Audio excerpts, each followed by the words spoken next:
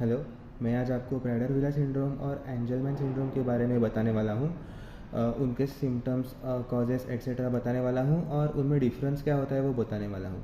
तो ये दोनों सिंड्रोम जेनेटिक एब्नॉर्मैलिटीज़ की वजह से होता है। क्रोमोसोम 15 पे जेनेटिक एब्नॉर्मैलिटीज़ की वजह से होते हैं, पर इनके कॉजेज़, सिम्पटम्स और कैरेक्टरिस्टिक्स सब डिफरेंट होता है। तो प्राडर-विला सिंड्रोम में क्या होता है कि प्राडर-विला सिंड्रोम ना पैटर्नल डिलीशन की वजह से होता है। क्रोमोसोम 15 पे अगर पैटर्नल डिलीशन हो तो प्राडर-विला सिंड्रोम होता है। तो सिम्पटम्स क्या होते हैं प्राडर-विला सिंड्रोम के कि इन्फेंसी में, मतलब जब बच्चे होते हैं छोटे, उनमें ना हाइपोटोनिया होता है, मतलब वीक मसल टोन होता है, और उनमें फीडिंग डिफ़िकल्टीज़ होते हैं और फेलियर टू थ्राइव। उन लोगों को भूख ज़्यादा लगती है और वो ओबेस होते हैं। तो ओबेसिटी, शॉर्ट स्टेचर, हाइट में भी छोटे होते हैं, डिलेड डेवलपमेंट, नॉर्मल बच्चों की तरह डेवलप नहीं करते, और उनमें इंटेलेक्चुअल डिसेबिलिटी भी होती है। उन बच्चों में, मतलब जिनमें प्राडर-विला होता है, उनमें ऑब्सेसिव कंपल्सिव बिहेवियर भी दिख सकते हैं, टेम्पर टेंट्रम्स भी होते हैं और स्टबर्ननेस होता है।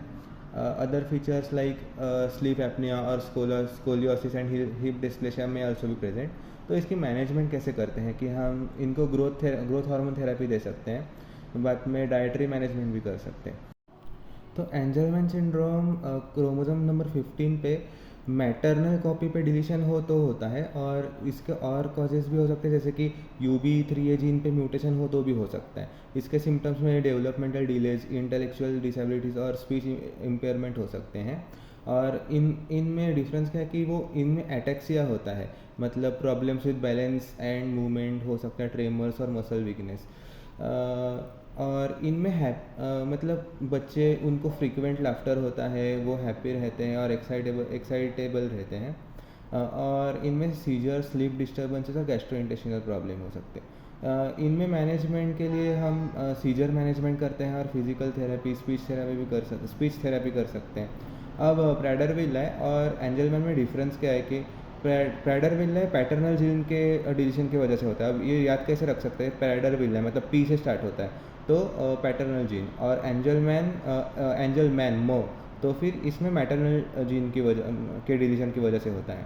और एंजलमैन में एडिशनली UB3A जीन भी अफेक्ट होता है। तो प्राडर-विला में शॉर्ट स्टेचर और ओबेसिटी होता है, पर एंजलमैन में एटेक्सिया और सीजर्स होते हैं। और बिहेवियरल कैरेक्टरिस्टिक्स में प्राडर-विला में ऑब्सेसिव कंपल्सिव बिहेवियर दिखता है और टेम्पर टेंट्रम्स भी दिखते हैं, पर एंजलमैन सिंड्रोम के जो बच्चे होते हैं ना, वो हैप्पी होते हैं और उनमें फ्रीक्वेंट लाफ्टर होता है। Thank you.